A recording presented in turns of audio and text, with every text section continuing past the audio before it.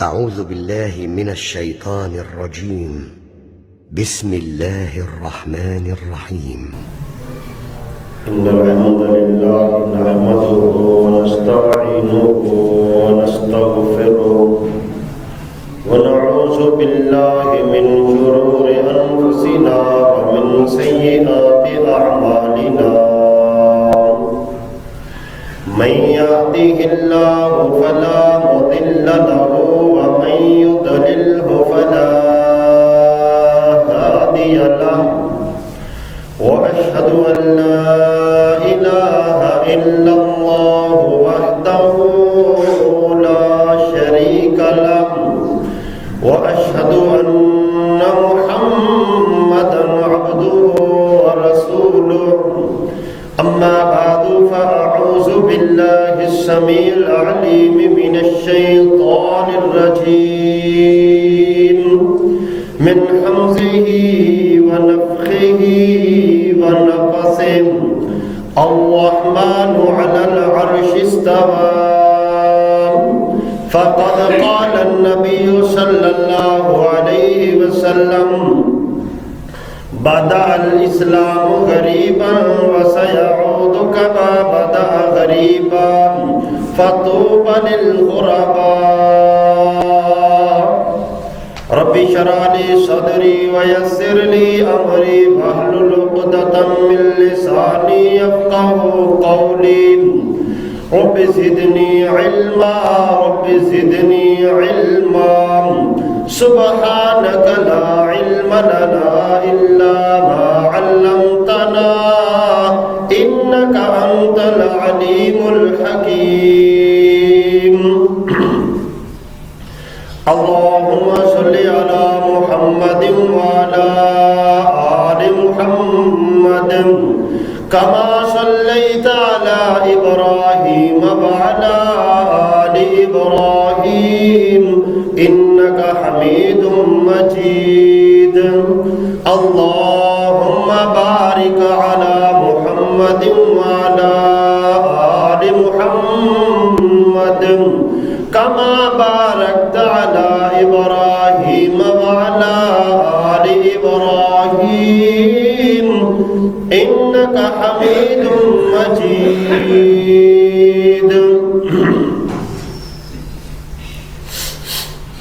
معزز خواتین و حضرات سامعین کرام، قرآن مجید فرقان حمید کا جو مقام تلاوت کرنے کا شرف حاصل کیا ہے، اس کی روشنی میں آج کے خطبہ جمعہ کے اندر توحید کے مسئلے کو اختصار کے ساتھ بیان کرنے کی کوشش کروں گا.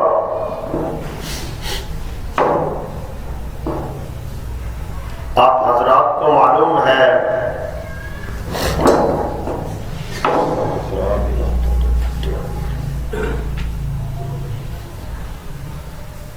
کہ مسئلہ توحید اسلام کی بنیاد ہے،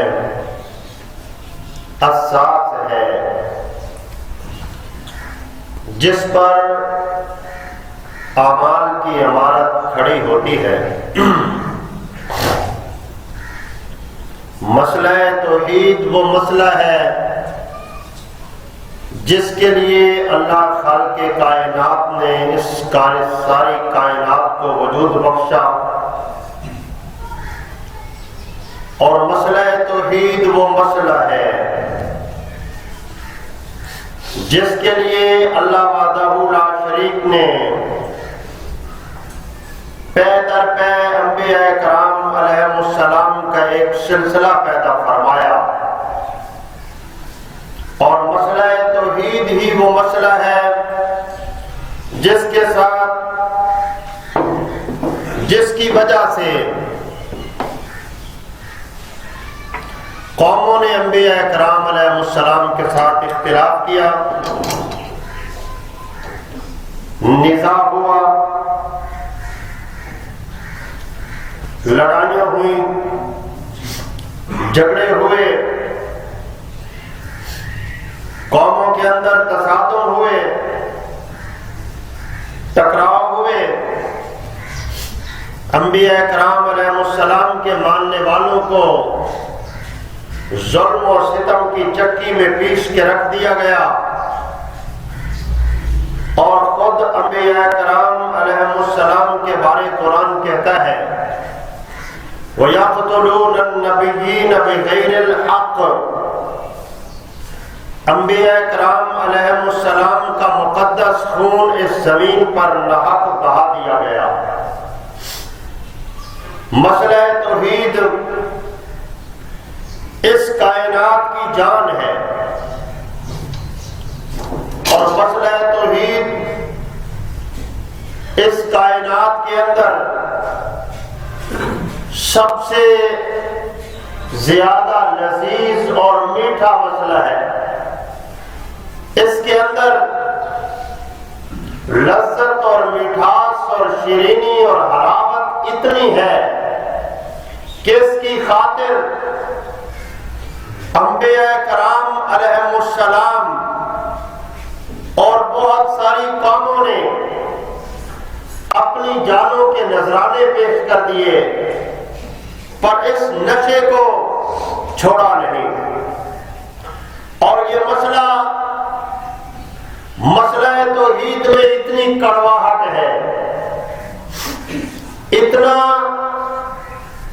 کڑوا ہے یہ مسئلہ کہ اس مسئلے کی بنیاد پر قوموں نے انبیاء کرام علیہ السلام جیسے مقدس انسانوں کا خون بہا دیا اور انسانوں کو قتل کر دیا گیا۔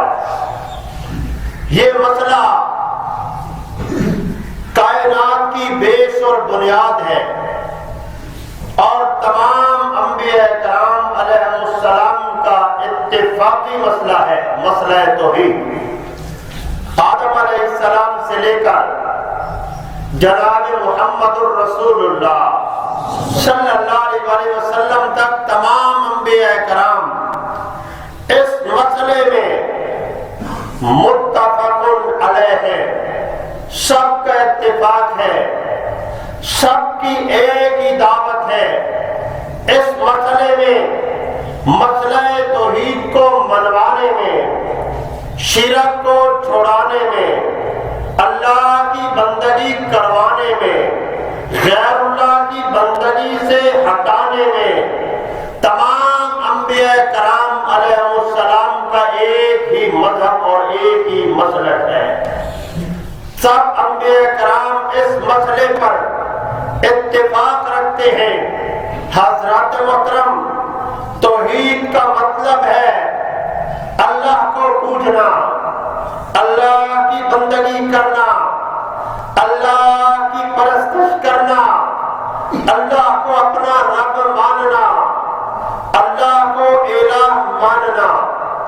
اور توحید کا مطلب ہے اللہ کے علاوہ اور کسی کی پرستش نہ کرنا، اور کسی کو نہ پوجنا، اور کسی کی بندگی نہ کرنا۔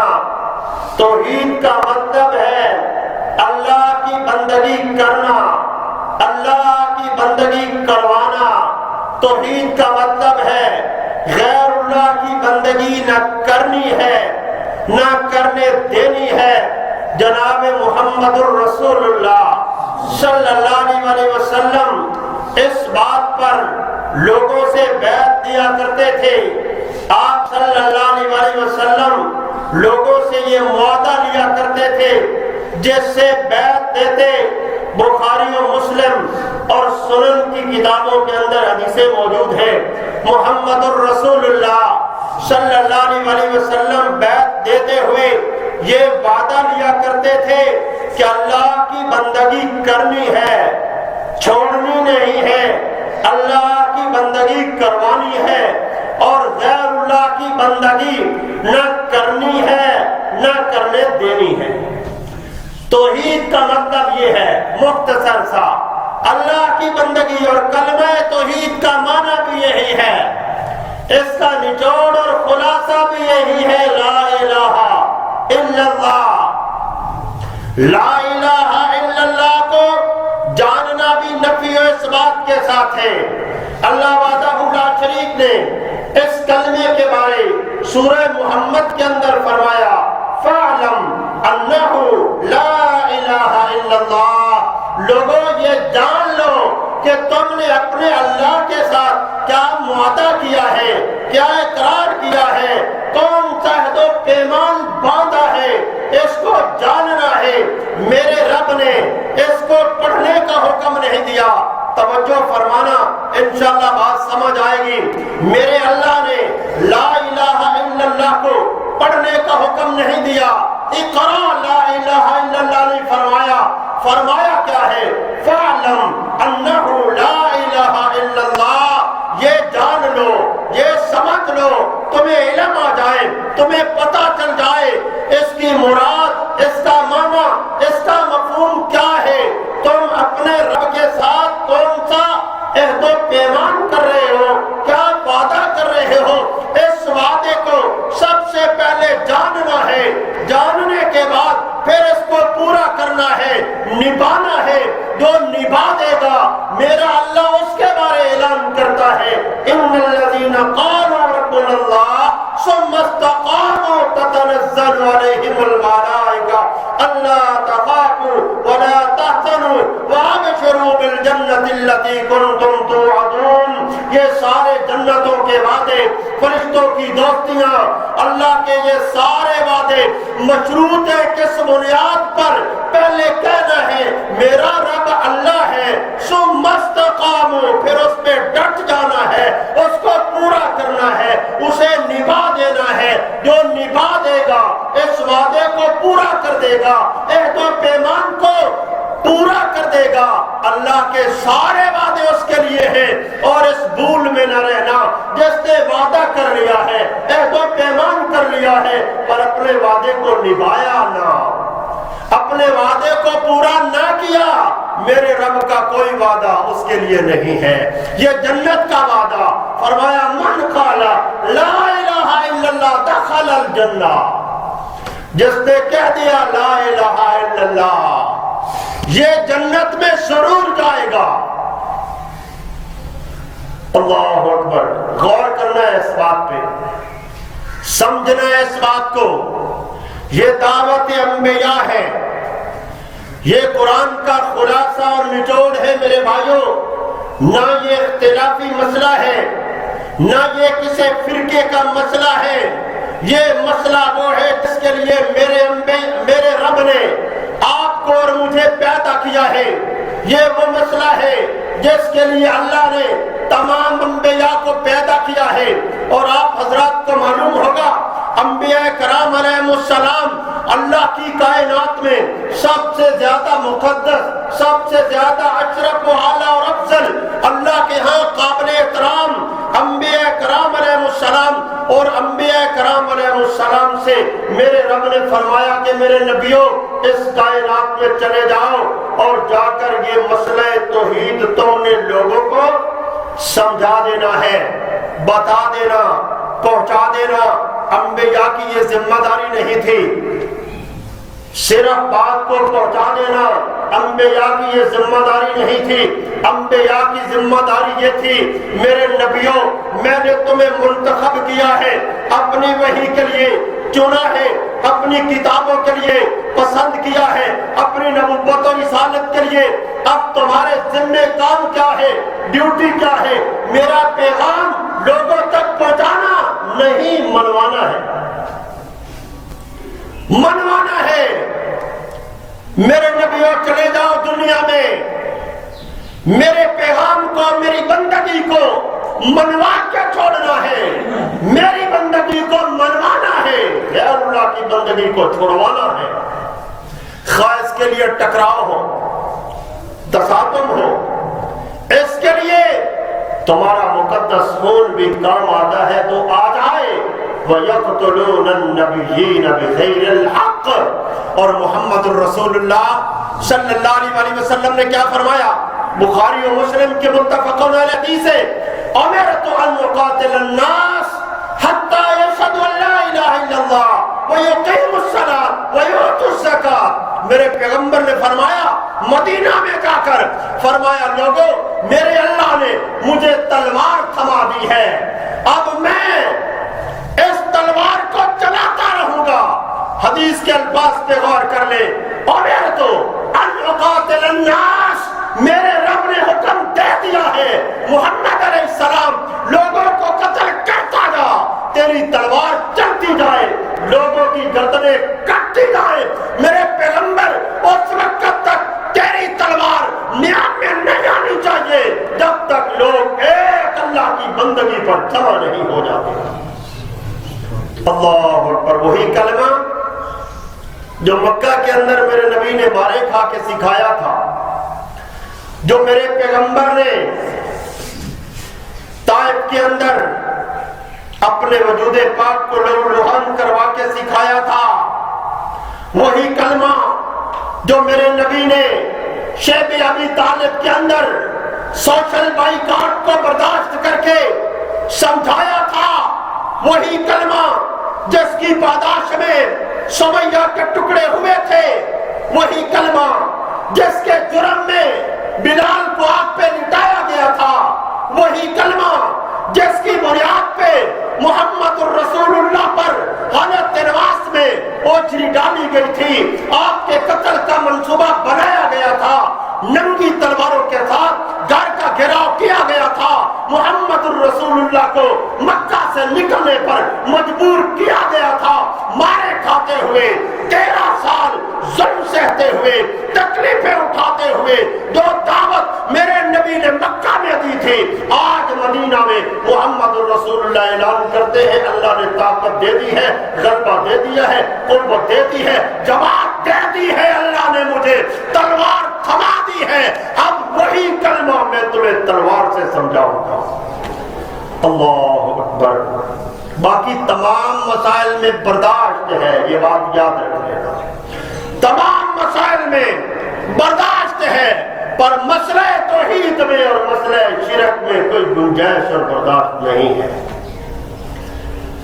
اللہ اکبر۔ محمد الرسول اللہ صلی اللہ علیہ وسلم کے سامنے ایک بندے کا تذکرہ ہوتا ہے جس کا نام عبداللہ بن جودان، صحیح مسلم کے اندر یہ حدیث ہے۔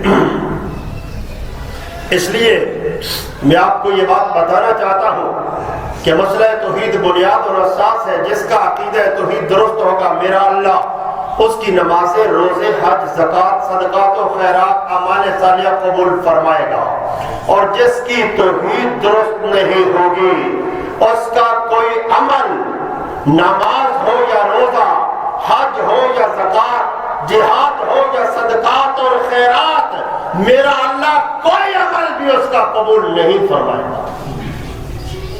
یہ تو بنیاد ہے، جس کی بنیاد درست ہوگی باقی اس کے اعمال اللہ قبول فرمائے گا۔ صحیح مسلم کتاب الایمان کے اندر حدیث ہے، نبی علیہ السلام کے سامنے تذکرہ ہوا ایک بندے کا جس کا نام عبداللہ ہے، اس کے باپ کا نام جودان ہے۔ ذرا بات پہ غور کرتے جانا، نام عبداللہ ہے، باپ کا نام جودان ہے۔ کہا اللہ کے رسول صلی اللہ علیہ وسلم عبداللہ بن جودان رئیس مکہ، نیک فطرت، شریف النفس انسان، اللہ کے رسول صلی اللہ علیہ وسلم یصل الرحم ویطعم المسکین فهل ذاک نافعہ قال لا ينفعہ۔ اللہ کے رسول صلی اللہ علیہ وسلم مساکین پہ رحم کرنے والا، صلح رحمی کرنے والا، لوگوں کو کھانا کھلانے والا، عرب کی وادیوں میں اس کا دسترخوان بڑا مشہور تھا، بڑا سخی۔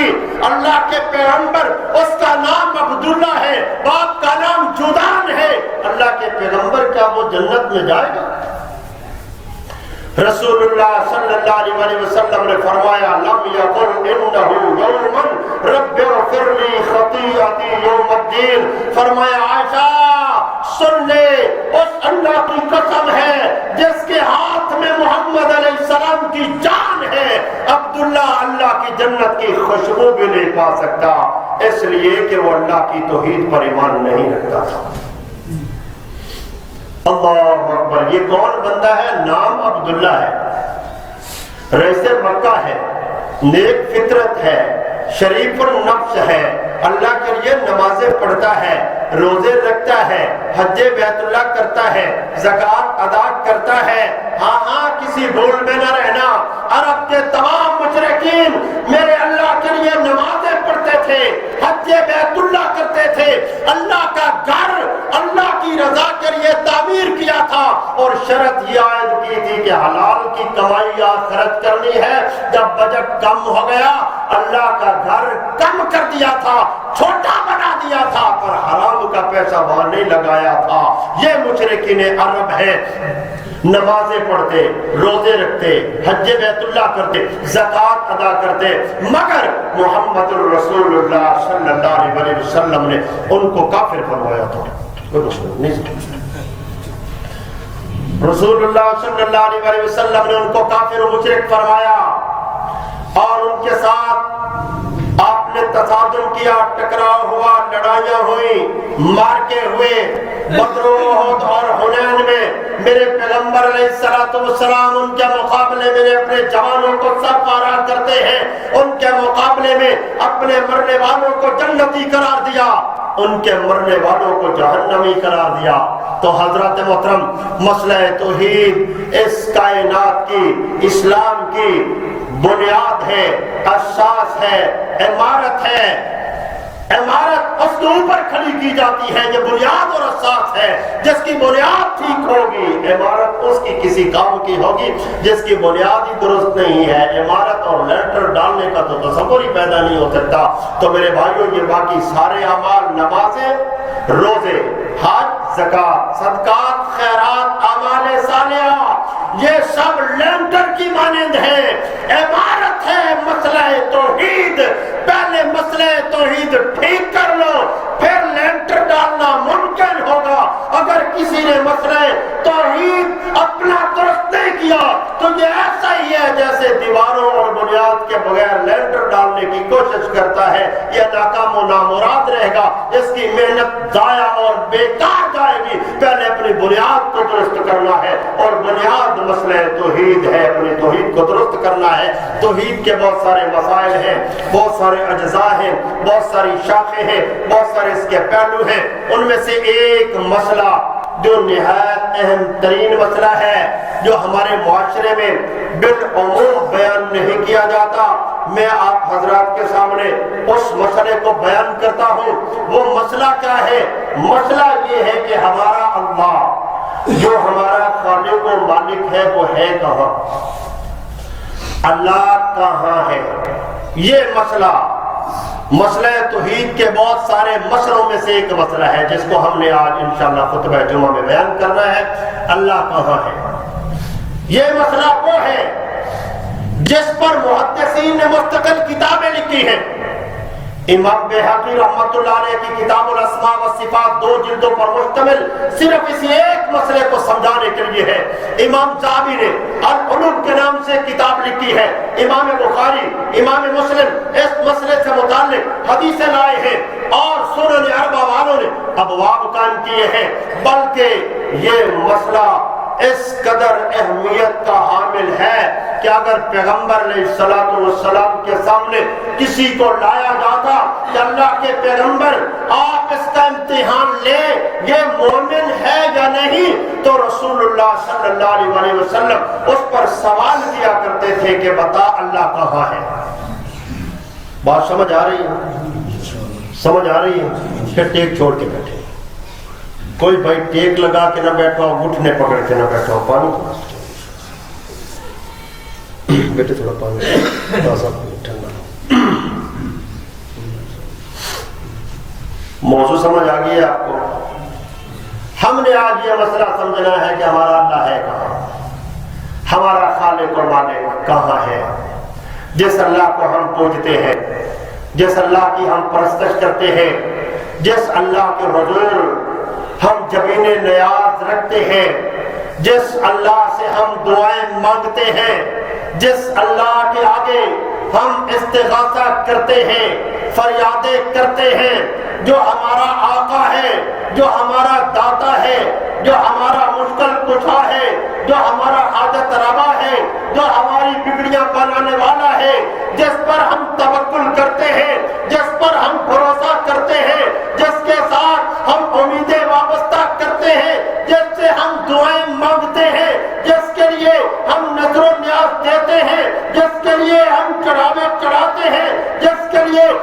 منت اور منوتی دیتے ہیں، جس سے ہم اولاد کا سوال کرتے ہیں، جو بیٹے دیتا ہے، جو بیٹیاں دیتا ہے، جو بیماری سے شفا دیتا ہے، جو مشکل کشائی کرتا ہے، وہ اللہ ہے کہاں؟ وہ کہاں ہے؟ قرآن مجید فرقان حمید کی سورہ طٰہٰ کی آیت پڑھی ہے، الرحمن علی العرش استویٰ، رحمان عرش پہ مستوی ہوا۔ قرآن مجید کی یہ آیہ مبارکہ یہ بیان کرتی ہے کہ ہمارا اللہ اپنے عرش پر ہے، اور ہمارا اللہ اپنی مخلوقات سے جدا ہے، اپنی مخلوقات کے ساتھ ملا ہوا، اپنی ذات کے اعتبار سے اپنی مخلوقات کے ساتھ ہمارا اللہ نہیں ہے۔ ہمارا اللہ اپنی ذات کے اعتبار سے ہر جگہ حاضر و ناظر نہیں ہے۔ ہمارا اللہ اپنی ذات کے اعتبار سے ہر جگہ موجود نہیں ہے۔ آپ حضرات نے میری بات کو پوری توجہ سے سننا ہوگا۔ ہم انشاءاللہ نماز کے بعد سوال و جواب کی نشست رکھیں گے۔ اگر کسی بھائی کو غلطی لگے تو اپنی تسلی کر کے واپس جانا ہے۔ یہ عقیدے اور ایمان کا مسئلہ ہے، اس کو سمجھ کے جانا ہے۔ قرآن یہی بیان کرتا ہے، محمد الرسول اللہ صلی اللہ علیہ وسلم نے میرے اللہ کا یوں ہی تعارف کروایا ہے۔ اللہ کو میرے بھائیوں ہر جگہ ماننا، اللہ کو ذات کے اعتبار سے حاضر و ناظر اور ہر جگہ موجود ماننا، یہ اللہ کی شان میں توہین اور گستاخی ہے، اس لیے کہ ہماری جگہ بہت ساری ہیں جن میں گندی جگہ بھی آتی ہے، گندے بازار بھی آتے ہیں، گندے محلے بھی آتے ہیں، گندے کوڑے کرکٹ کے ڈھیر بھی آتے ہیں، انسانوں کی گندی مجلسیں اور محفلیں بھی آتی ہیں۔ تو اپنے رب کو ہر مجلس اور محفل میں موجود ماننا یہ اللہ کی توہین اور گستاخی ہے۔ میرا اللہ اپنی ذات کے اعتبار سے کائنات کی ہر جگہ پر حاضر و ناظر اور موجود نہیں ہے، بلکہ میرا اللہ اپنی ذات کے اعتبار سے آسمانوں کے اوپر اپنے عرش پر ہے۔ رہ گیا اس کا علم کائنات کے ذرے ذرے، کائنات کے چپے چپے کو گھیرے ہوئے ہے، اس کا احاطہ کیے ہوئے ہے۔ کائنات کا کوئی ذرہ میرے اللہ کے علم سے چھپا ہوا اور مخفی نہیں ہے۔ میرا اللہ کائنات کے ذرے ذرے کو جانتا ہے، دیکھتا ہے، مگر یہ اس کی شان علم ہے، وہ اپنی ذات کے اعتبار سے اپنی مخلوقات سے جدا ہے، اپنے آسمانوں کے اوپر اپنے عرش پر ہے، جیسا کہ اس نے اعلان فرما رکھا ہے، الرحمن علی العرش استویٰ، جو رحمان ہے وہ عرش پہ مستوی ہے۔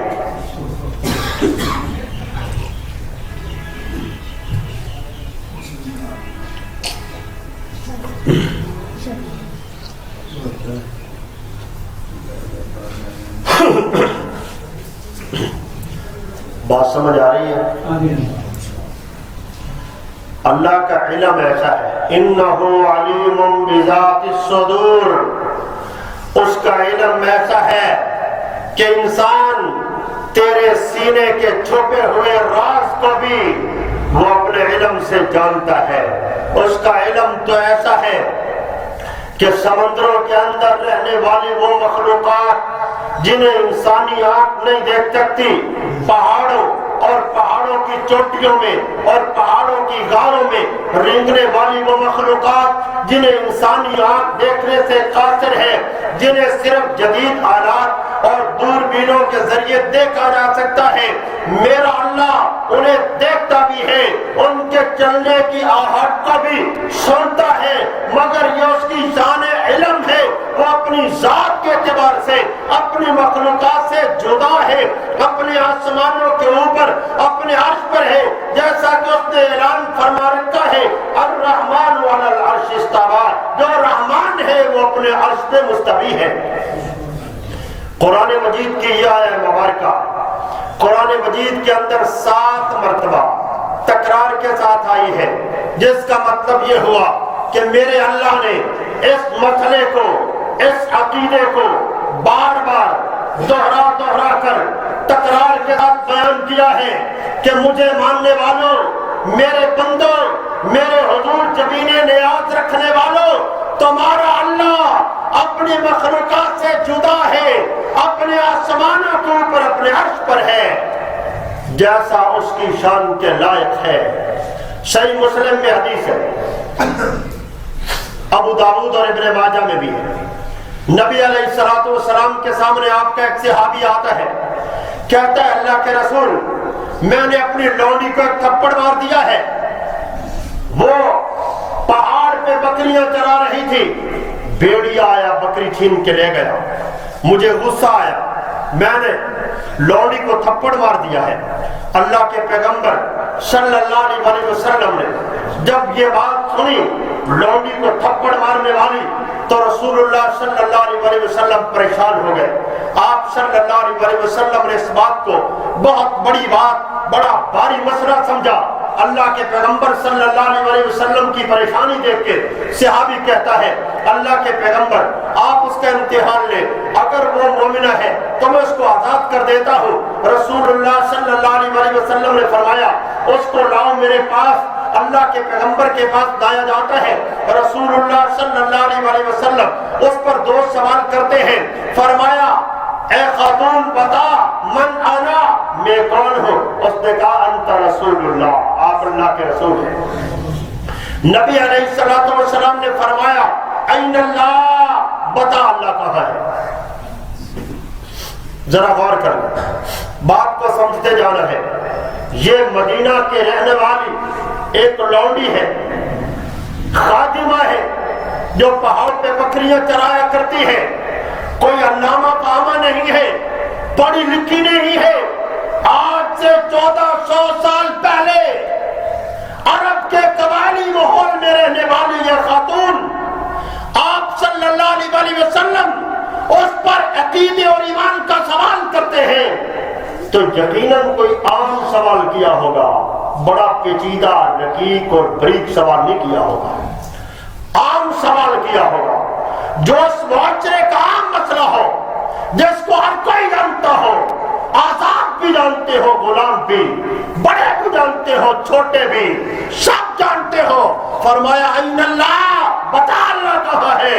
اس نے کہا فاشارت الی السماء، اشارہ کر کے بتایا اللہ اپنے آسمانوں کے اوپر ہے۔ تو رسول اللہ صلی اللہ علیہ وسلم نے فرمایا اعتقها فانها مؤمنہ، اس کو آزاد کر دو میرے صحابی، یہ تو پکی مومنہ ہے۔ اللہ اکبر۔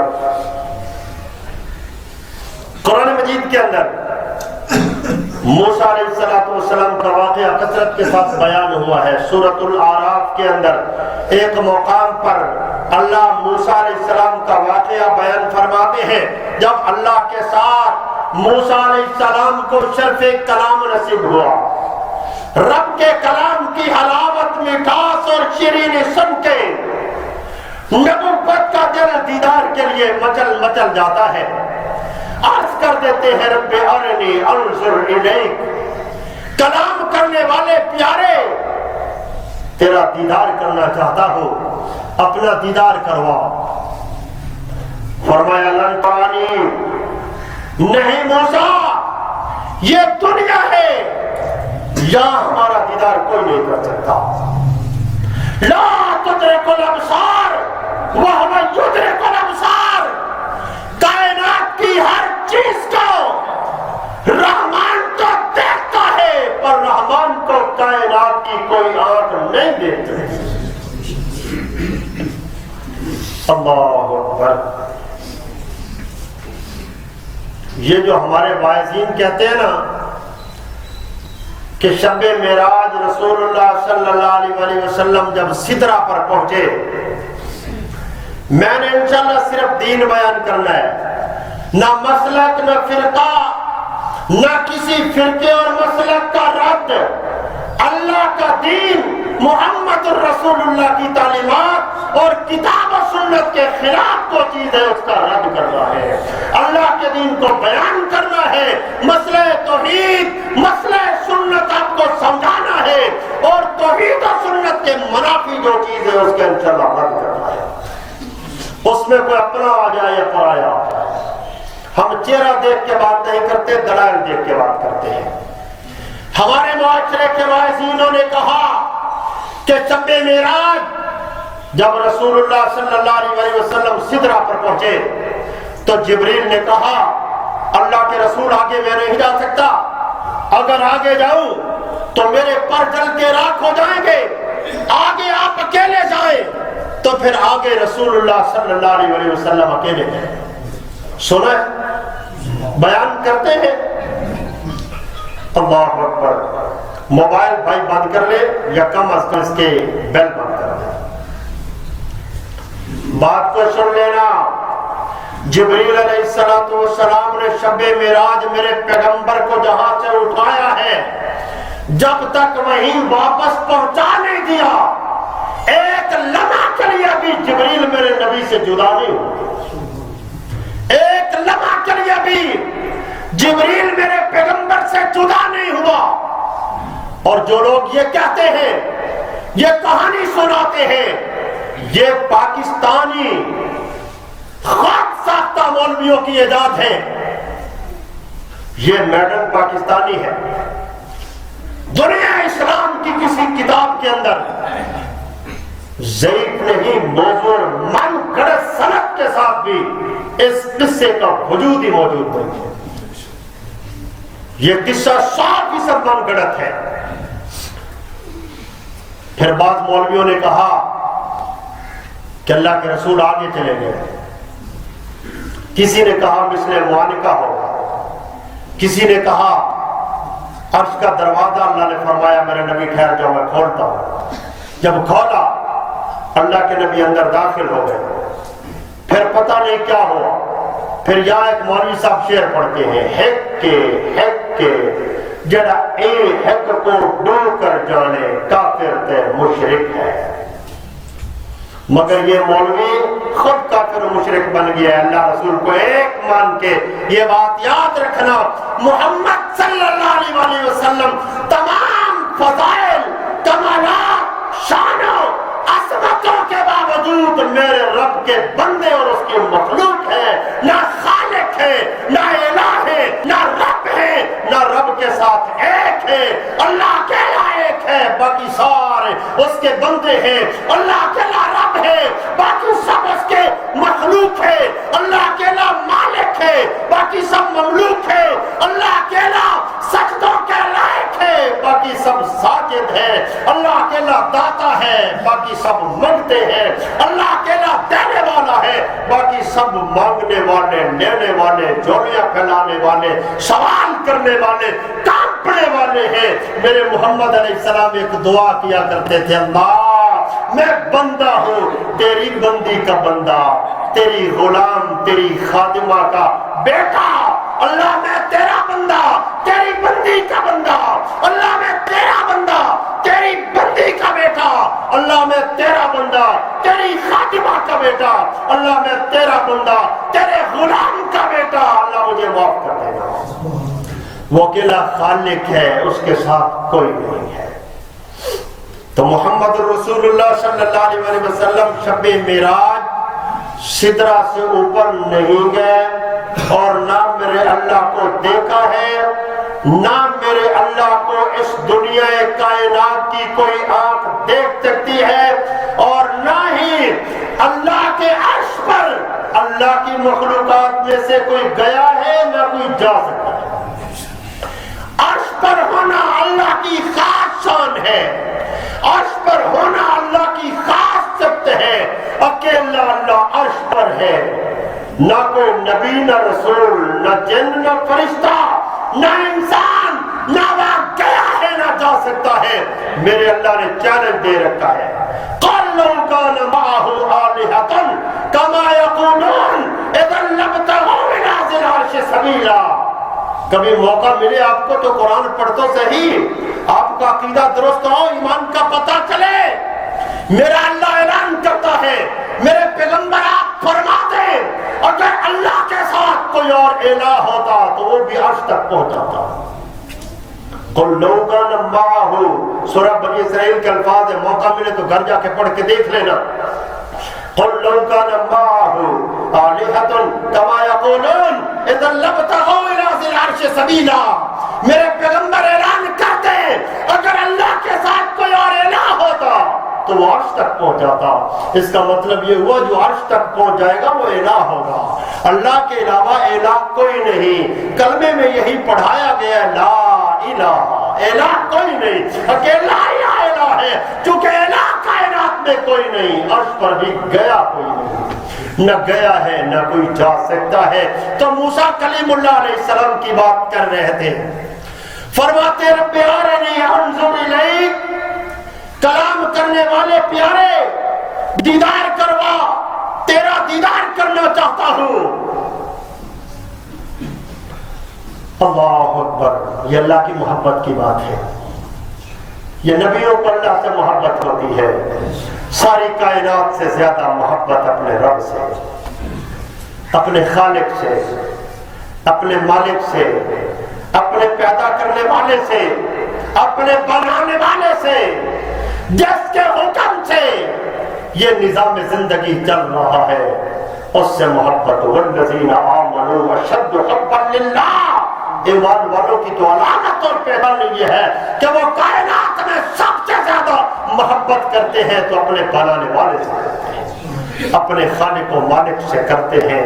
موسیٰ علیہ السلام تڑپ رہے ہیں، رب ارنی انظر الیک، اے کلام کرنے والے پیارے تیرا دیدار کرنا چاہتا ہوں، اپنا دیدار کروا۔ فرمایا لن ترانی، نہیں موسیٰ یہ دنیا ہے جہاں ہمارا دیدار کوئی نہیں کر سکتا۔ اللہ کے کلیم نبی ہیں، بڑے لاڈلے ہیں، وَكَلَّمَ اللَّهُ مُوسَىٰ تَكْلِيمًا۔ اللہ اکبر، میرے رب نے شرف کلام عطا فرمایا ہے۔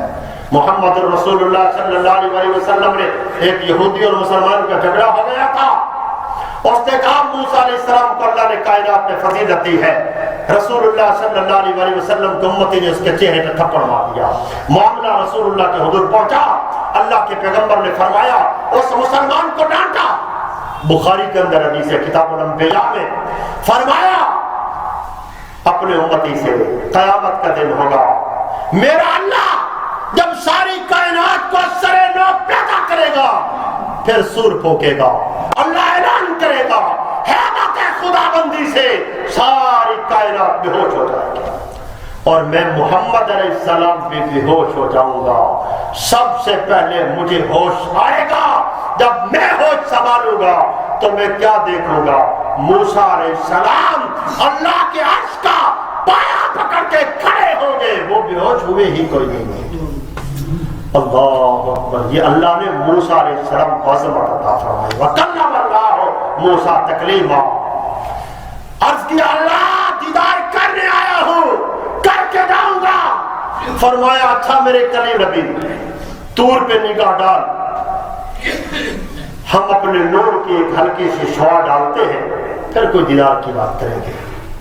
موسیٰ علیہ السلام طور پہ نگاہ جمائے کھڑے ہیں، قرآن کا یہ واقعہ ہے، سورۃ الاعراف کے اندر ہے، اللہ نے اپنے نور کی ایک ہلکی سی شعاع ڈالی، اللہ پہاڑ پہ جلوہ گر نہیں ہوا، اللہ پہاڑ پہ اتر کے نہیں آیا، قرآن کہتا ہے فَلَمَّا تَجَلَّى رَبُّهُ، اللہ نے پہاڑ پر اپنے نور کی ایک ہلکی سی شعاع ڈالی، فَلَمَّا تَجَلَّى رَبُّهُ لِلْجَبَلِ جَعَلَهُ دَكًّا وَخَرَّ مُوسَىٰ صَاعِقًا، پہاڑ جل کے راکھ ہو گیا اور رب کے کلیم نبی 40 دنوں کے لیے بے ہوش ہو گئے۔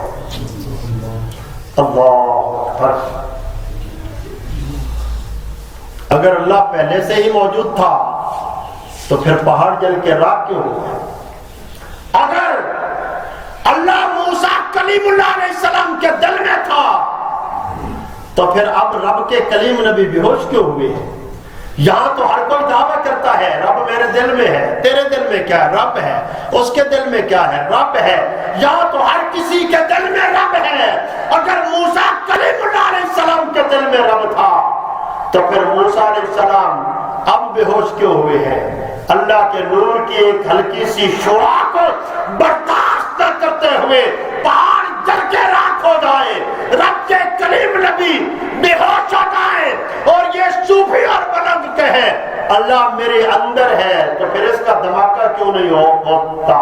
اس کا مطلب یہ ہے میرے بھائیوں، اللہ کی یہ شان نہیں ہے کہ اللہ انسان کے دل میں سمائے، اللہ انسان کے اندر سما جائے، یہ اللہ کی شان ہی نہیں ہے۔ الرحمن علی العرش استوى وسع کرسیہ السماوات والارض، میرے رب کی تو کرسی وہ ہے جس نے زمین و آسمان کو گھیر رکھا ہے۔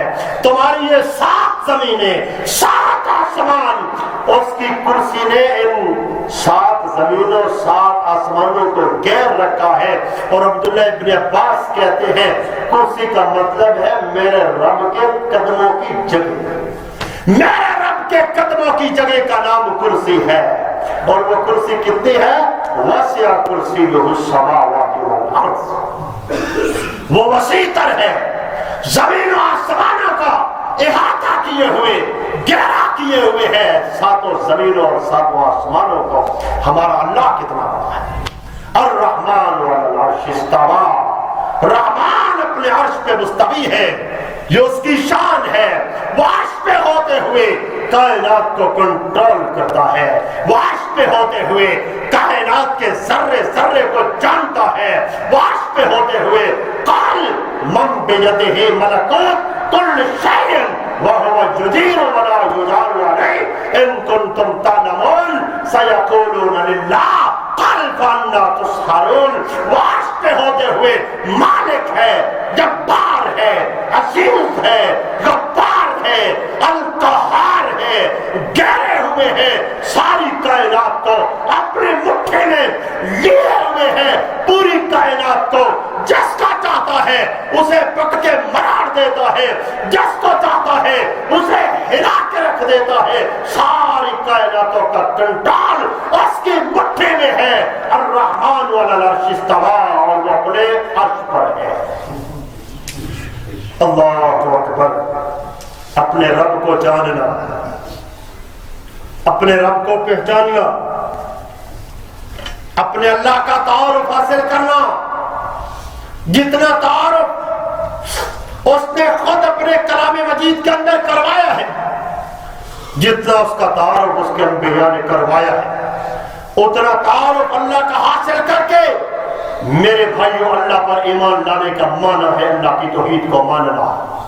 جو رب کا تعارف نہیں رکھتے، یہ بات یاد رکھ لیں، جو اللہ کا تعارف نہیں رکھتے، جو میرے اللہ کو جانتے اور پہچانتے نہیں ہیں، دجال آئے گا، کمالات لے کر آئے گا، جادو لے کر آئے گا، بڑے بڑے عجیب و غریب قسم کے کرشمے لے کر آئے گا،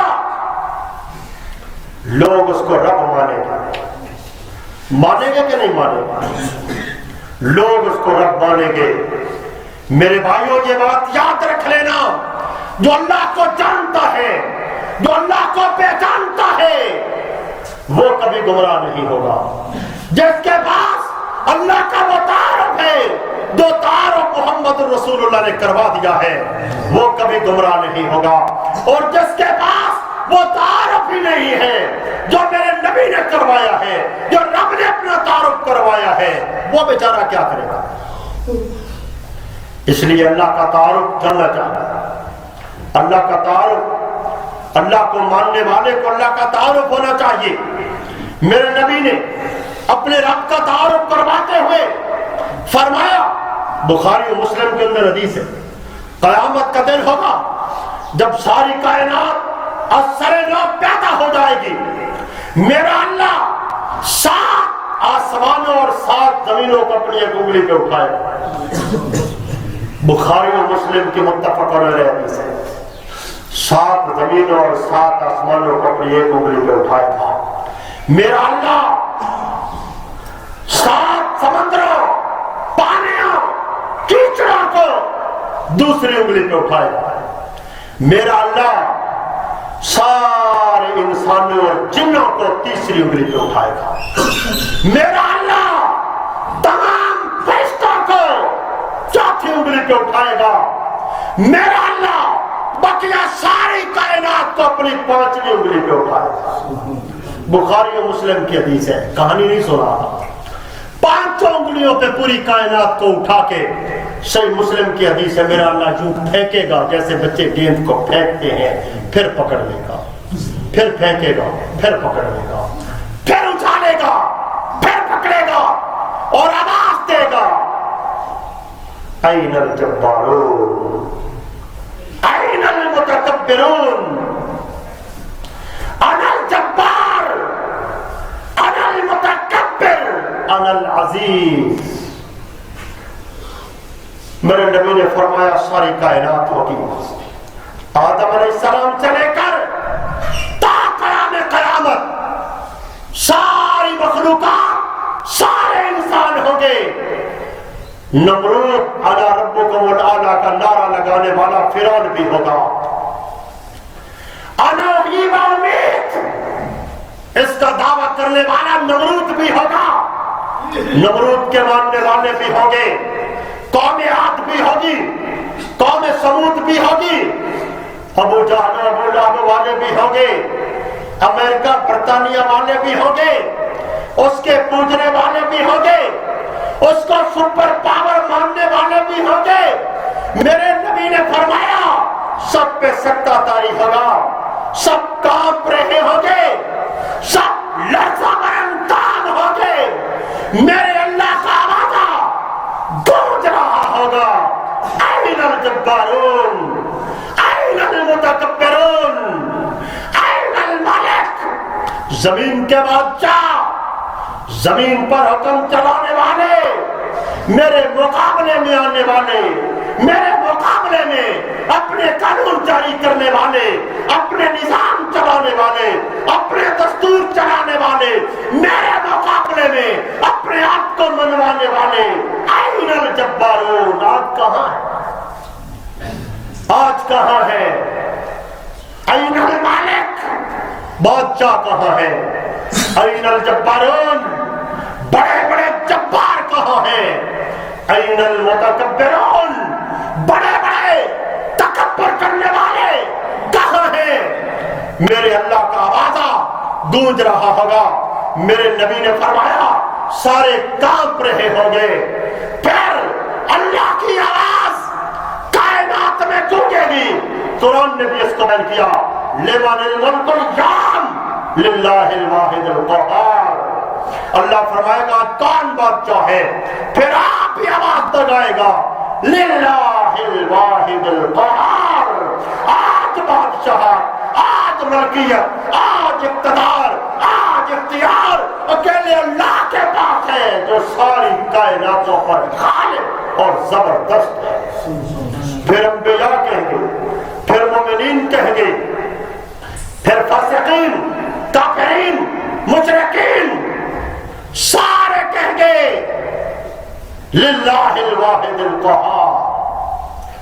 فرعون بھی کہے گا، نمرود بھی کہے گا، آج کا امریکہ برطانیہ بھی کہے گا، اس کے پجاری بھی کہیں گے، مگر میرے بھائیوں وہاں کا مانا ہوا کام نہیں آئے گا، وہاں تو فرعون بھی مان جائے گا۔ آج سپر پاور کون مانتا ہے اللہ کو اور کون مانتا ہے امریکہ کو؟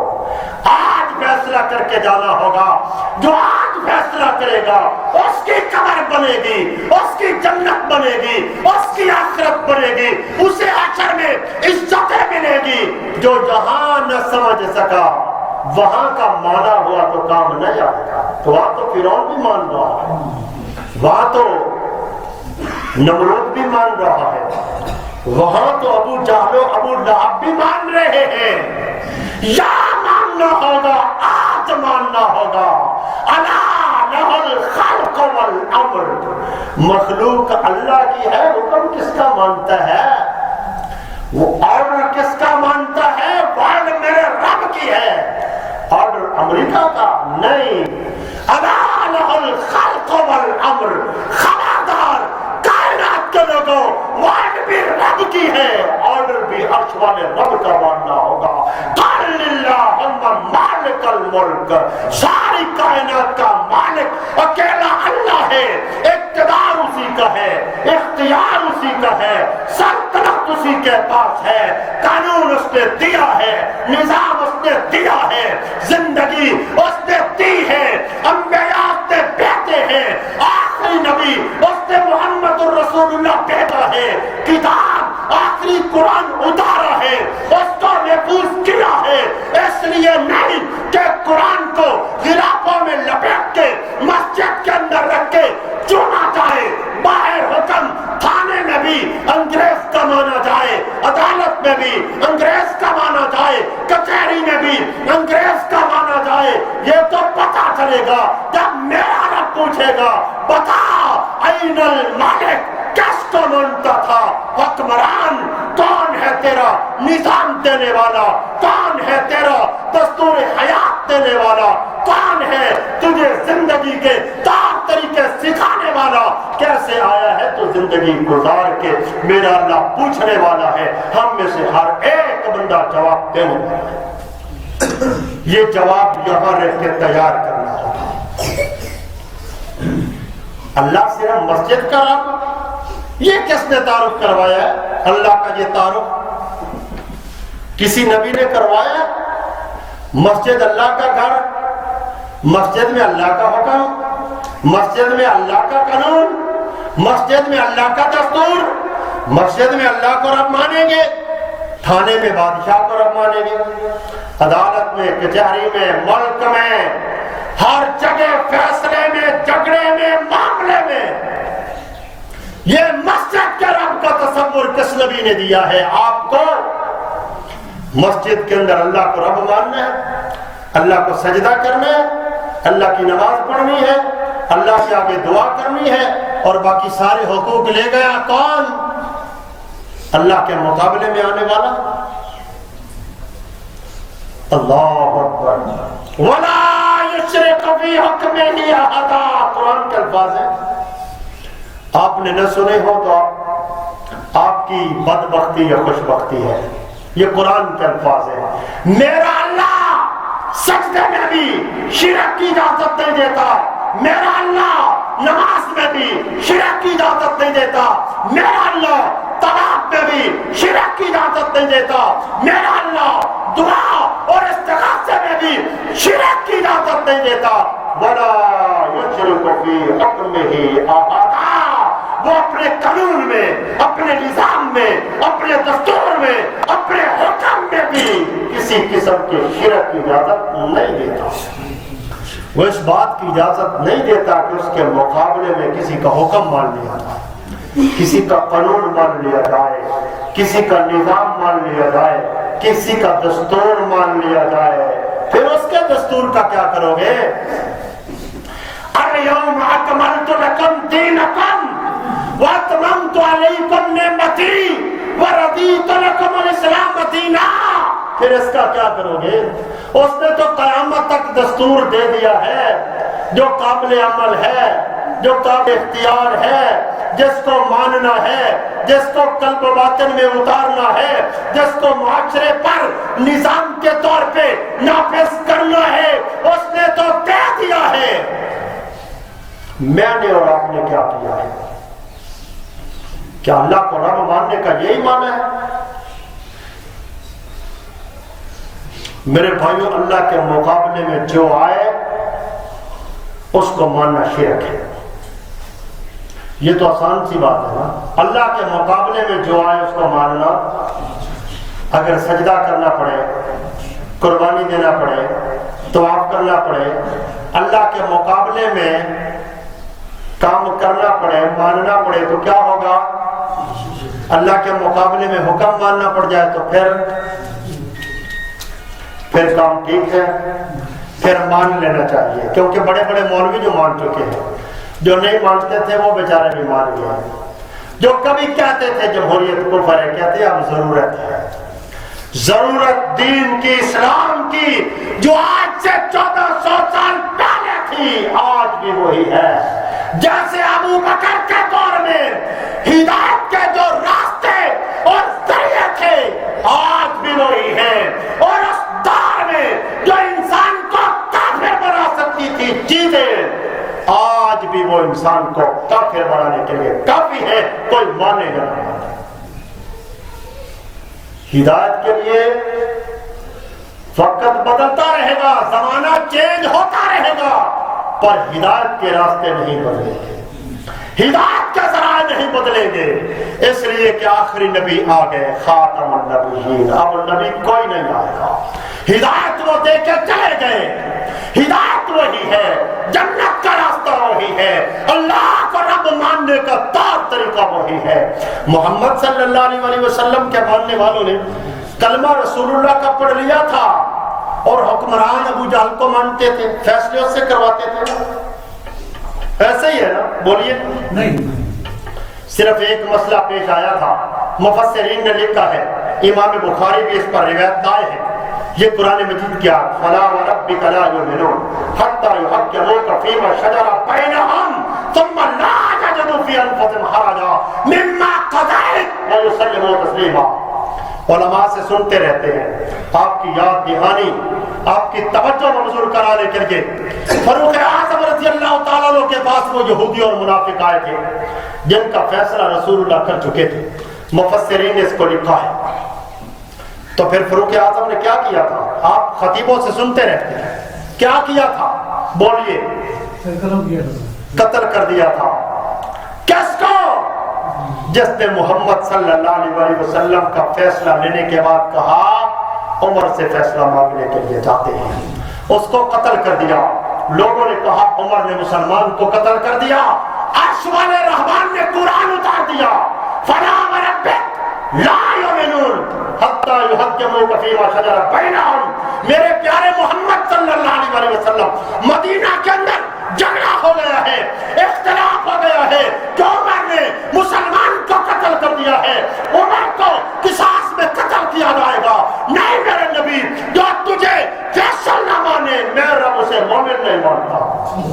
تیرا فیصلہ موجود ہو، تیرا قرآن موجود ہو، تیری حدیث موجود ہو، تیرے فیصلے موجود ہو، ان کو چھوڑ کے کوئی انگریز کی طرف چلا جائے، کوئی ہندو کی طرف چلا جائے، کوئی یہودی کی طرف چلا جائے، فلا وربک لا یؤمنون۔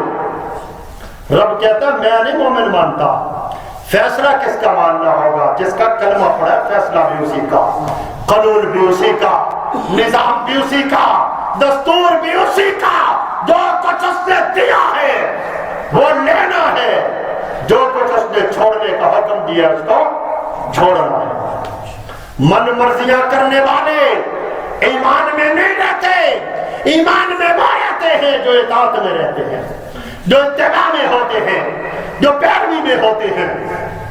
صحابہ کے درمیان کوئی صحابی آپ کو اور مجھے معلوم ہو کلمہ نبی کا پڑھتا ہو، فیصلہ کسی اور سے کرواتا ہو، جھگڑا ہو گیا، زمین کا معاملہ ہے، اب فیصلہ کسی اور سے کروا لے۔ اختصار کے ساتھ بات سناتا ہوں، مغیرہ بن شعبہ رضی اللہ تعالیٰ عنہ کہتے ہیں میں ابو جہل کی دعوت پہ مسلمان ہوا۔ کہا کیسے؟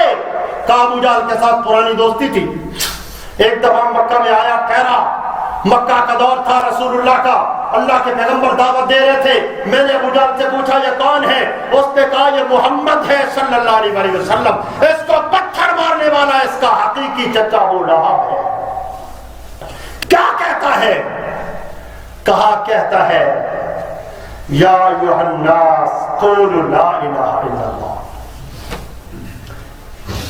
اللہ اکبر۔ مغیرہ کہتا ہے میں یہ سن کے چپ ہو گیا، تو ابو جہل نے کہا مغیرہ اللہ کی قسم یہ اللہ کا سچا رسول ہے۔ مختصر حدیث جامع ترمذی کے اندر ہے اور تفسیر کے ساتھ مستدرک حاکم کے اندر یہ صحیح سند کے ساتھ حدیث ہے۔ کہا مغیرہ یہ محمد اللہ کے سچے رسول ہیں۔ میں نے کہا پھر مان کیوں نہیں لیتا؟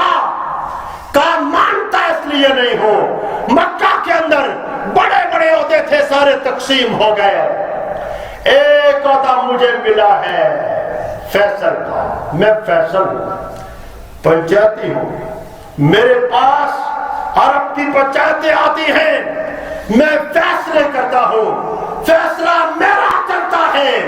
اگر میں محمد کو اللہ کا نبی مان لوں پھر فیصلہ میرا نہیں چلے گا، میرے اوپر بھی فیصلہ محمد کا چلے گا۔ مجھ سے، آپ سے، پاکستانی قوم سے شاید بہتر سنتا تھا ابو جہل۔ مجھے اور آپ کو یہ بات سمجھ نہیں آئی کہ کلمہ پڑھنے کے بعد فیصلہ کسی اور کا نہیں چلے گا، محمد صلی اللہ علیہ وسلم کا چلے گا۔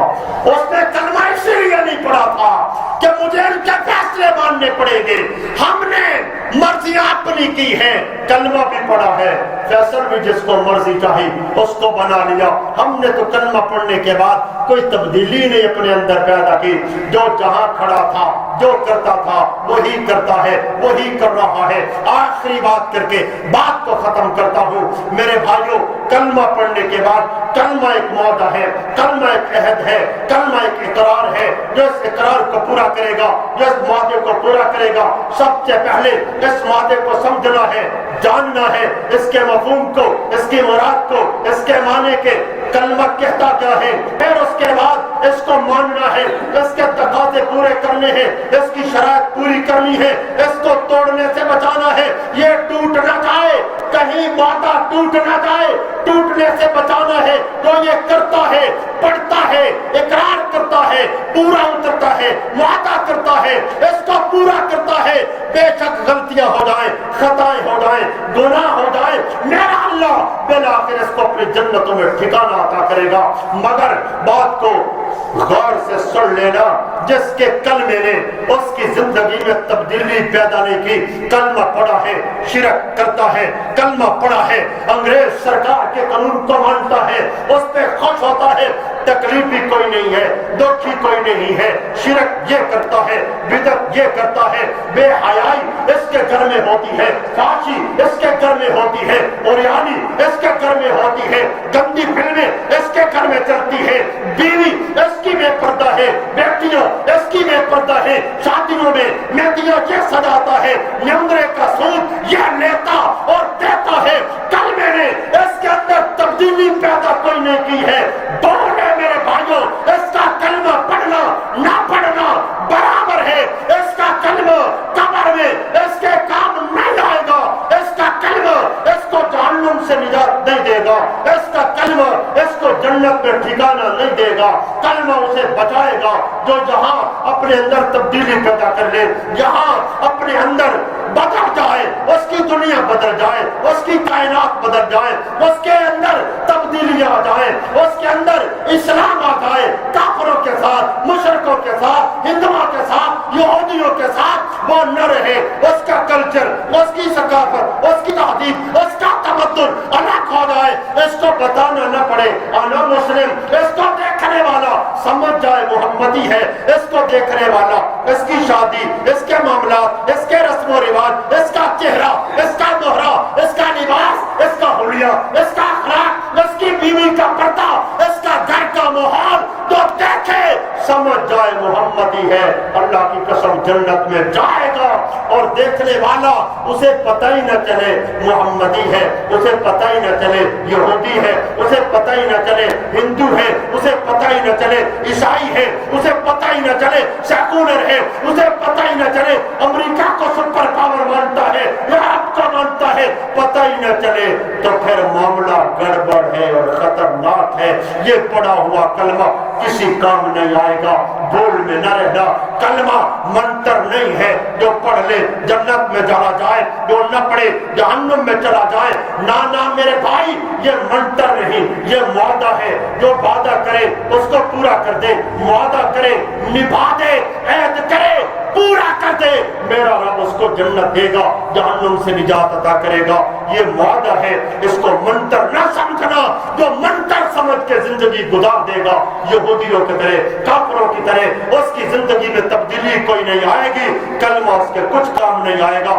اللہ کے حضور دعا ہے اللہ وحدہ لا شریک اپنی توحید پر استقامت کے ساتھ سعادت کی زندگی گزارنے کی توفیق عطا فرمائے، اور اللہ ہمیں اپنی ذات کو ویسا ماننے کی توفیق عطا فرمائے جیسا وہ ہے، جیسا اس کا تعارف اس کے انبیاء نے کروایا، اور اس نے خود اپنا تعارف اپنی آخری کتاب قرآن مجید کے اندر کروایا، اور ہمارے اللہ کے بارے اور شرک اہل البدع نے جو غلط باتیں منسوخ کر رکھی ہیں، اللہ ہمیں ان سے اجتناب اور توبہ کی توفیق عطا فرمائے۔ وآخر دعوانا الحمدللہ رب العالمین۔